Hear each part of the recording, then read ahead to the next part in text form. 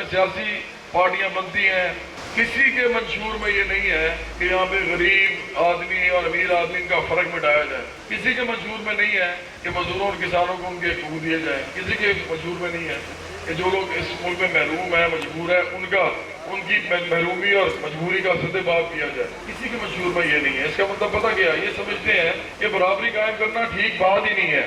اب یہ کتنی افسوسناک بات ہے کہ اس ملک کے اندر یہ ساری پارٹیاں ہم سے ووٹ لیتی ہیں، لیکن پارٹیاں چلانے والے لیڈران جو ہیں، چاہے وہ نواز شریف صاحب ہیں، چاہے وہ عمران خان صاحب ہیں، چاہے وہ زرداری صاحب ہیں، چاہے وہ الطاف حسین صاحب ہیں، چاہے وہ جماعت اسلامی کے ابھی سراج الحق صاحب ہیں، کوئی بھی جتنے بھی لوگ ہیں، یا وہ چودھری شجاعت صاحب ہیں، کوئی بھی آپ کو نہیں کہے گا کہ انسان برابر ہیں۔ لیکن آپ کو پتہ ہے کس نے کہا؟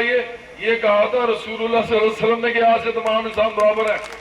یہ کون ہوتے ہیں ہمیں بتانے والے کہ انسان برابر نہیں ہے اور ہم نہیں کر سکتے؟